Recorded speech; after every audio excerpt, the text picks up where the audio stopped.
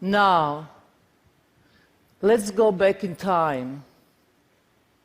It's 1974. There is the gallery somewhere in the world. And there is a young girl, age 23, standing in the middle of the space. In the front of her is a table. On the table, there are 76 objects for pleasure and for the pain.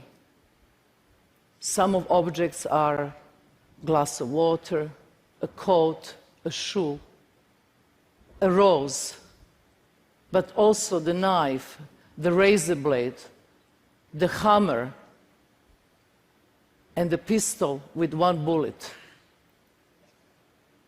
There is instructions which says, I'm an object, you can use everything on the table on me. I'm taking all responsibility, even killing me. And the time is 6 hours. The beginning of this performance was easy. People will give me a glass of water to drink, they give me a rose. But after, very soon, there was a man take the scissor and cut my clothes. And then they will take the thorns of the rose and stick in my stomach. Somebody take a razor blade and cut my neck and drink the blood. And I still have the scarf. The women will tell the man what to do. And the man didn't rape me because it was just a normal opening, and there was art public, and they're with their wives. They carry me around and put on the table and put a knife between my legs. And somebody took the pistol and put a bullet and put against my temple. And another person take the pistol and they start fight.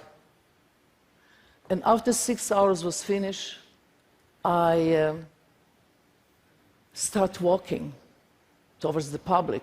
I was a mess. I was half naked, I was full of blood, and tears was running in my face.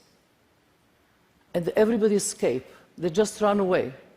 They could not confront myself with myself as a normal human being. And then, what happened is I went to the hotel. It was at 2 in the morning. And I looked myself in the mirror. And I had a piece of gray hair. All right, please take your blindfolds. Welcome to the performance world. First of all, let's explain what is the performance. So many artists, so many different explanations, but my explanation of performance is very simple.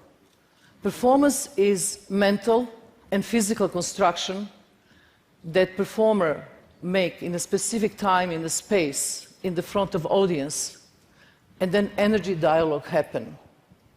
The audience and the performer make the piece together. And the difference between performance and theater is huge. In the theater, the knife is not the knife, and the blood is just ketchup. In the performance, the blood is the material, and the razor blade or knife is the tool. It's all about being there in the real time, and you can't rehearse performance because you can't do many of these times things twice, ever. Which is very important, the performance is, you know, all the human beings are always afraid for very simple things. We are afraid of suffering, we are afraid of pain, we are afraid of mortality. So what I'm doing, I'm staging this kind of fears in the front of audience. I'm using your energy. And with this energy, I can go and push my body as far as I can. And then I liberate myself from these fears. And I'm your mirror. If I can do this for myself, you can do for you. After Belgrade, where I was born, I went to Amsterdam. And you know, I've been doing performances since last 40 years. And here I met Ulay, and he was the person I actually fall in love. And we made for 12 years performance together. You know, the knife and the pistols and the bullets I exchange into love and trust. So to do this kind of work, you have to trust the person completely, because this arrow is pointing my heart. So heart is beating and adrenaline is rushing and so on. It's about trust. It's about total trust to another human being. Our relationship was 12 years, and we work on so many subjects about male and female energy. And as every relation comes to an end, ours went too. We didn't make phone calls like a normal human being do and say, you know, this is over. We walked Great Wall of China to say goodbye. I start from the Yellow Sea, and he starts from the Gobi Desert. We walked, each of us, 3 months, 2,500 kilometers. It was the mountains, it was difficult, it was climbing, it was ruins, it was, you know, going through the 12 Chinese provinces. This was before China was open in '87. And we succeed to meet in the middle to say goodbye. And then our relation stopped. And now I completely changed the way how I see the public. And one very important piece I made in those days, it was Balkan Baroque. And this was in time of the Balkan Wars. And I wanted to create some very strong, charismatic image, something that can serve for any war, any time, because Balkan War now is finished, but there's always some war somewhere. So here I'm washing 2,500 big cow bloody bones. You can't wash the blood. You never can wash shame of the wars. So I'm washing these 6 hours, 6 days, and worms are coming on these bones and becoming possible, an unbearable smell. But then something stays in the memory. I want to show you the one who really changed my life. And this was the performance in MoMA, which just recently I made. This performance, when I said to the curator, I was just going to sit at the chair, and there will be empty chair in the front, and anybody from the public can come and sit as long as they want. The curator said to me, that's ridiculous. You know, this is New York. This chair will be empty. Nobody has time to sit in the front of you. But I sit 3 months, and I sit every day 8 hours, the opening of the museum, and 10 hours on Friday when the museum is open, 10 hours, and I never move. And I remove the table, and I'm still sitting. And this changed everything. This performance, maybe 10 or 15 years ago, will nothing happen. But the need of people to actually experience something different. The public was not anymore the group. Relation was one-to-one. I was watching these people. They would come and sit in front of me, but they have to wait for hours and hours to get to this position. And finally, they sit. And what happened? They are observed by other people. They are photographed. They are filmed by the camera. They are observed by me. And they are nowhere to escape except in themselves. And that makes the difference. There was so much pain and loneliness. There's so much incredible things when you look in somebody else's eyes. Because in the gaze, without total stranger, that you never even say one word, everything happened. And I understood when I stood up from that chair after 3 months, I'm not the same anymore. And I understood that I have a very strong mission, that I have to communicate this experience to everybody. And this is how, for me, was born the idea to have Institute of Immaterial Performing Arts. Because thinking about immateriality, performance is time-based art. It's not like a painting. You have the painting on the wall and the next day is there. Performance, if you are missing it, you only have the memory or the story of somebody else telling you, but you actually miss the whole thing. So you have to be there. And in my point, if you talk about immaterial art, music is the highest, absolutely highest art of all, because it's the most immaterial. And then after this is performance, and then everything else. It's my subjective way. This institute is going to happen in Hudson, upstate New York. And we are trying to build with Rem Koolhaas idea. And it's very simple. If you want to get experience, you have to give me your time. You have to sign the contract before you enter the building that you will spend there full 6 hours. You have to give me your word of honor. It's something so old-fashioned. But if you don't respect your own word of honor and you leave before, that's not my problem. But it's 6 hours, the experience. And then, after you finish, you get certificate of accomplishment. So get home and frame it if you want.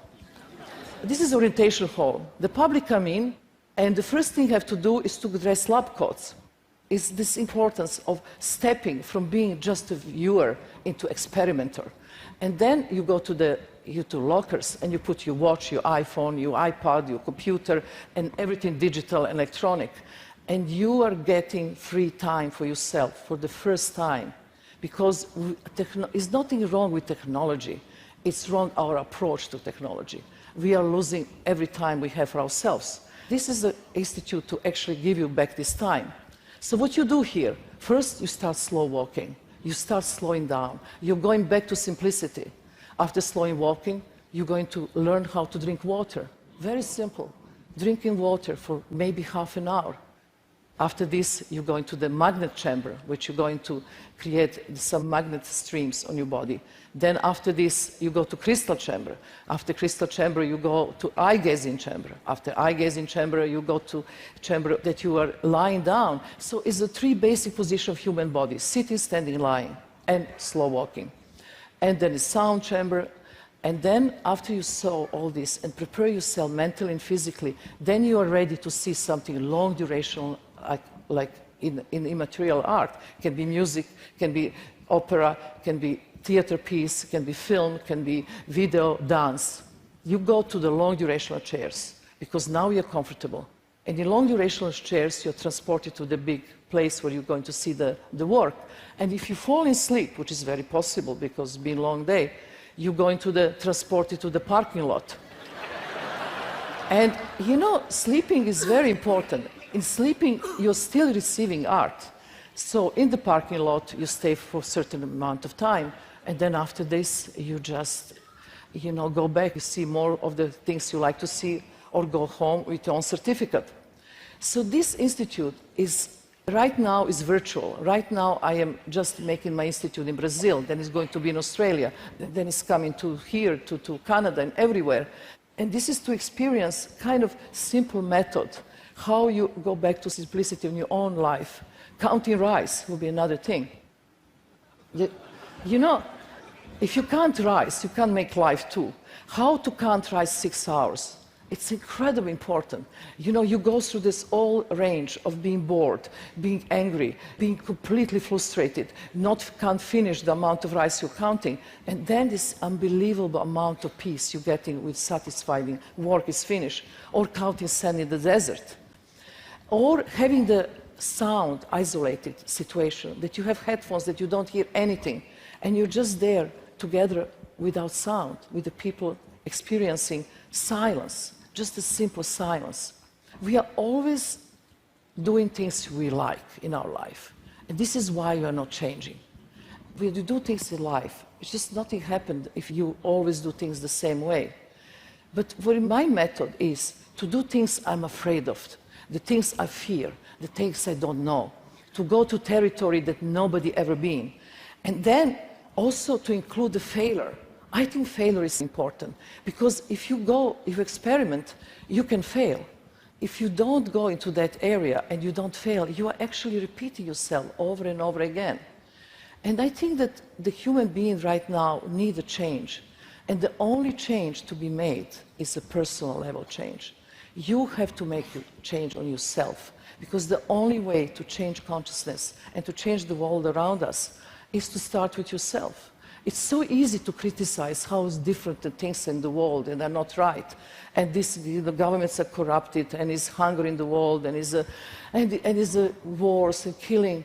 But what we do on the personal level, what is our contribution to this whole thing? Can you turn to your neighbor, the one you don't know, and look at them 2 full minutes in the eyes right now?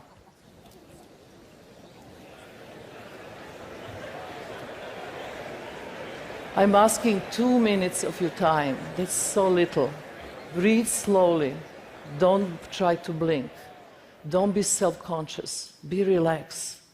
And just look complete stranger in your eyes, in his eyes.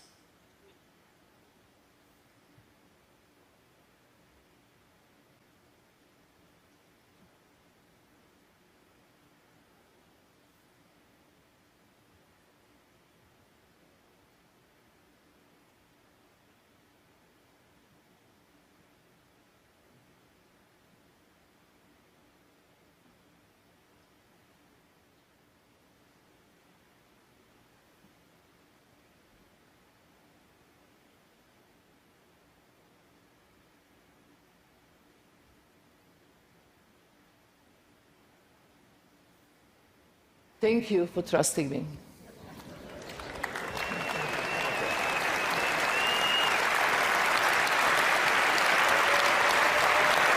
Thank you. Thank you. Thank you so much.